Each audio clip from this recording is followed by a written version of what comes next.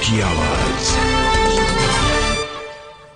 नमस्कार, बहुत स्वागत है आपका। आपके साथ मैं हूं ज्योत्सना पाटनी। रिया चक्रवर्ती किसी भी वक्त मुंबई में ईडी के दफ्तर में पहुंचने वाली हैं। हमारे दो संवाददाता लगातार ईडी दफ्तर के बाहर से हमें पूरा अपडेट दे रहे हैं, वो वहां पर मौजूद हैं। तस्वीरें आएंगी तो सबसे पहले हम आपको दिखाएंगे, लेकिन अब बात रिया की कॉल डिटेल की करते हैं। 14 जून को जब सुशांत सिंह राजपूत का शव मिला, उस दिन रिया क्या कर रही थी? रिया किस किस को फोन घुमा रही थी? रिया को किस किस का फोन आया? सुशांत की मौत मिस्ट्री में रिया सेंट्रल कैरेक्टर है। रिया का सच जानने के लिए हमने रिया की पूरे साल की कॉल डिटेल्स निकलवाई, वो रिकॉर्ड चेक किया, रिया के एसएमएस को चेक किया। यकीन मानिए, कॉल डिटेल्स में ही रिया की हकीकत छिपी है। उसमें कई बड़े राज हैं। इंडिया टीवी के 8 रिपोर्टर्स ने 24 घंटे में ये पड़ताल की है। देखिए।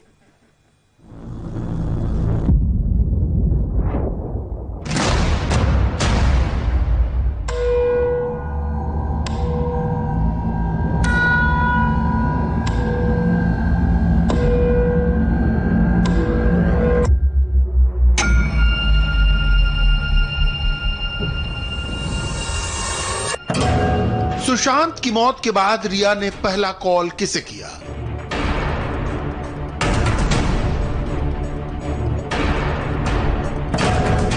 सुशांत की मौत के बाद रिया ने दूसरा कॉल किसे किया?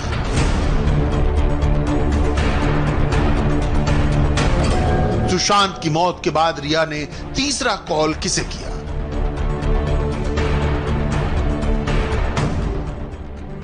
सुशांत सिंह राजपूत की मौत की मिस्ट्री को डिकोड करने के लिए रिया चक्रवर्ती के कॉल डिटेल रिकॉर्ड को देखना जरूरी है।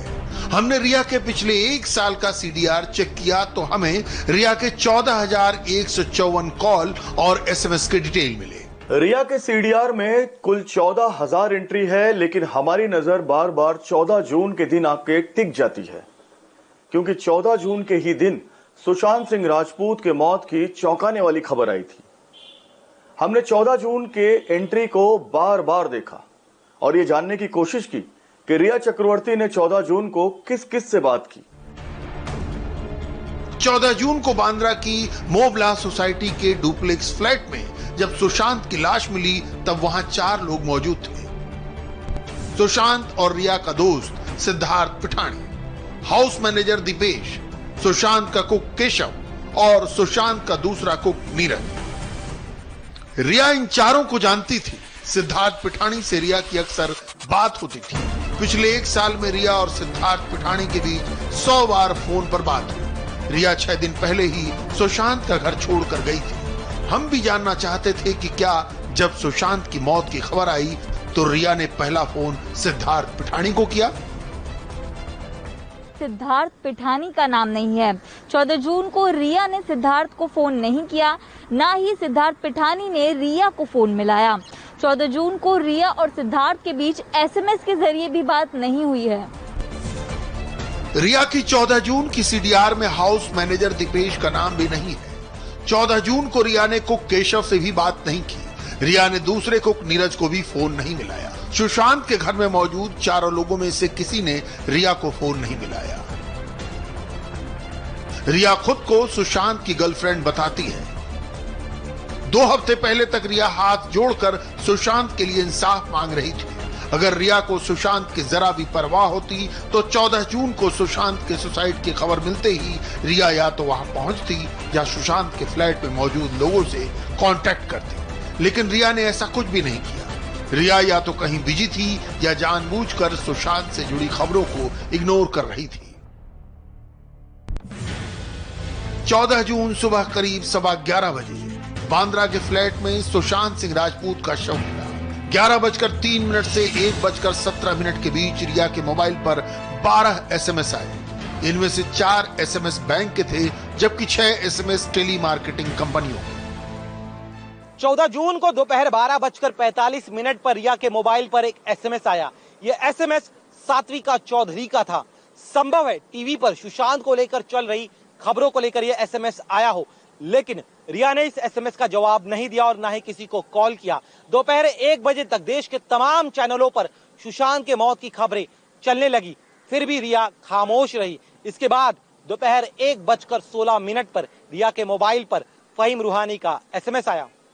14 जून की दोपहर 1:46 पर रिया चक्रवर्ती ने पहला कॉल किया। यह पहला कॉल फहीम रूहानी को किया गया था।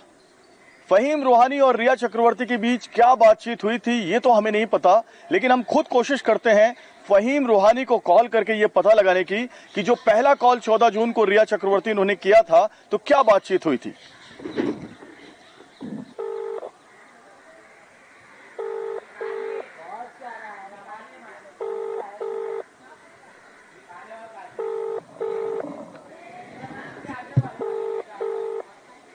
पूरी घंटी बजी और ये देखिए फहीम रूहानी ये नाम भी आया है, उसके नीचे उनका डेजिग्नेशन भी लिखकर आ रहा है, लेकिन फहीम रूहानी ने ये फोन पिक नहीं किया है। यानी फहीम रूहानी से क्या बातचीत हुई ये हम आपको नहीं बता पाएंगे रिया चक्रवर्ती की, लेकिन इतना तो कंफर्म है कि ये नंबर जो हमने डायल किया वो फहीम रूहानी का था। तो ये पहला कॉल था 14 जून को रिया चक्रवर्ती का जो उन्होंने अपने मोबाइल से आउटगोइंग कॉल किया था 14 जून को। हमने फहीम रूहानी का प्रोफाइल चेक किया तो पता चला कि उनका प्रोफेशन जर्नलिस्ट का है और वो एंटरटेनमेंट कवर कर चुके हैं। इससे इतना तो क्लियर है कि रिया अगर 14 जून को टीवी न्यूज न भी देख रही हूं तो दोपहर 1:46 पर उनको सुशांत की मौत की खबर मिल चुकी थी। दोपहर 2:21 पर रिया को निधि परमार का कॉल आया। निधि परमार से रिया की 36 सेकंड बात हुई। 2:28 पर रिया को मेघना का कॉल आया। मेघना से रिया ने केवल 8 सेकंड बात की। 14 जून को रिया के मोबाइल से दूसरा आउटगोइंग कॉल 2:29 पर किया गया। रिया ने इस बार रूपा चड्ढा को कॉल किया था। रूपा से रिया ने सिर्फ 8 सेकंड बात की, लेकिन माउंट ब्लैंक के उस फ्लैट में मौजूद किसी को भी फोन नहीं किया जहां सुशांत का बेजान शरीर पड़ा हुआ था। ठीक 2:30 बजे रिया ने 2 अलग अलग नंबर से कॉल रिसीव किए। एक कॉल 17 सेकंड चली, दूसरी कॉल 18 सेकंड। 2:31 से 2:43 के बीच रिया ने back to back 4 outgoing call किए। क्या इस बार रिया ने सुशांत के घर फोन मिलाया? क्या रिया ने सुशांत की बहनों से बात की? रिया ने सुशांत के करीबियों से कांटेक्ट की कोई कोशिश नहीं की। सुशांत की मौत के बाद रिया का तीसरा आउटगोइंग कॉल 2:31 पर किया गया। रिया ने जया शाह को कॉल किया। ये कॉल 10 सेकंड तक चला। रिया ने जया शाह को ही दोबारा कॉल मिलाया। ये कॉल 16 सेकंड तक चला। रिया ने 2:34 पर पुनीत खंडूर को कॉल किया। 39 सेकंड की बात की। रिया ने 2:43 पर राधिका को फोन किया। राधिका से 56 सेकंड की बात की। 2:57 पर रिया को आदित्य का कॉल आया, जिसमें 2 मिनट 24 सेकंड की बात हुई। 14 जून को 4:04 से लेकर शाम 7:37 तक रिया चक्रवर्ती ने गौरव, लामिया और आदित्य इनके एसएमएस रिसीव किए, लेकिन किसी को जवाब नहीं दिया। जबकि दोपहर 2:57 के बाद रिया चक्रवर्ती ने ना तो किसी को फोन कॉल किया और ना ही किसी का फोन अटेंड किया। हालांकि इसके बाद रिया चक्रवर्ती कूपर अस्पताल के मॉर्चुरी में सफेद रंग के लिबास में जरूर नजर आई थी। कूपर हॉस्पिटल के बाद रिया को देखकर किसी को हैरानी नहीं हुई। रिया सुशांत के साथ 1 साल तक लिव इन में थी और उसका कूपर हॉस्पिटल पहुंचना स्वाभाविक था। लेकिन हकीकत दूसरी थी जो अब रिया के सीडीआर से सामने आ रही है। क्या रिया अपने मोबाइल फोन के सीडीआर को लेकर चौकन्नी थी? क्या रिया आगे की सोचकर अपने कॉल पिक एंड चूज कर रही थी? सीडीआर से किसी नतीजे पर पहुंचना जांच एजेंसियों का काम है, लेकिन इससे एक स्पष्ट क्लू मिल रहा है। पिछले 1 साल में रिया चक्रवर्ती ने अपने भाई सौविक चक्रवर्ती से 886 बार बात की, लेकिन 14 जून को रिया चक्रवर्ती ने अपने भाई शौविक को फोन तक नहीं किया। इसी तरह रिया चक्रवर्ती ने 1 साल में अपनी बिजनेस मैनेजर श्रुति मोदी से 791 बार बात की, लेकिन 14 जून को एक भी कॉल नहीं किया। वहीं हाउस मैनेजर जो सैमुअल मिरिंडा है, उनसे भी 1 साल में रिया चक्रवर्ती ने 287 बार बात की है। लेकिन आश्चर्य है कि 14 जून को जिस दिन सुशांत सिंह राजपूत की मौत हुई, एक भी बार रिया ने सैमुअल मिरिंडा को फोन नहीं किया। 14 जून को सुशांत की मौत की खबर आने से पहले रिया ने सबसे पहले लंबी बात राधिका मेहता से की। रिया और राधिका के बीच सुबह सुबह 1 घंटा 7 मिनट की बात हुई, लेकिन सुशांत की मौत से पहले की बात हुई।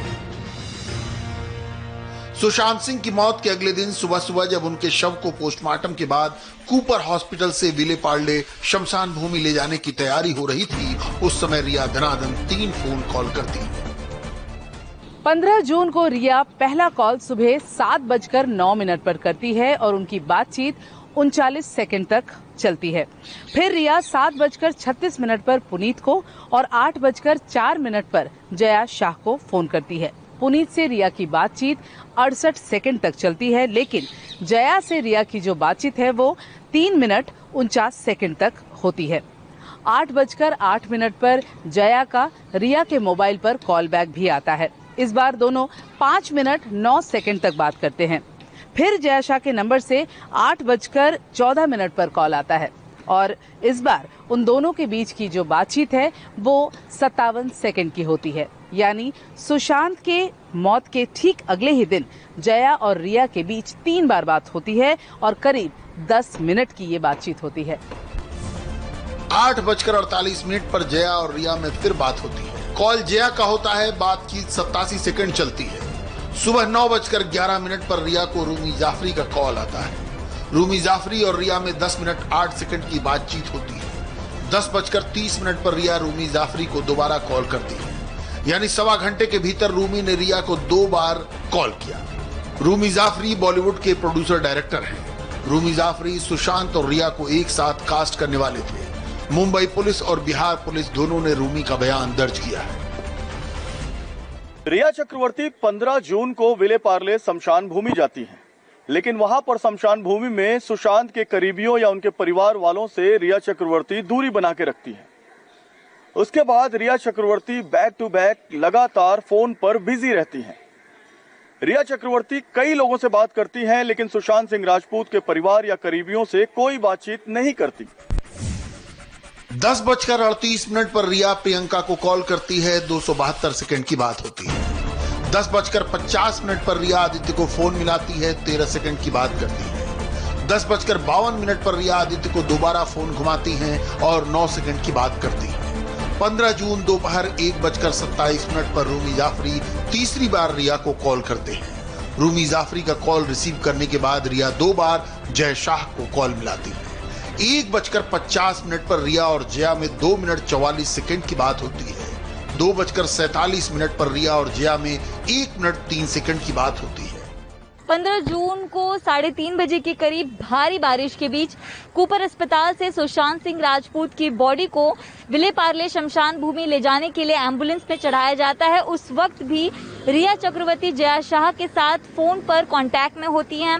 जया शाह से रिया चक्रवर्ती 4 मिनट 42 सेकंड तक लगातार बात करती हैं और जया से बात करने के बाद भी रिया 2 फोन कॉल और मिलाती हैं।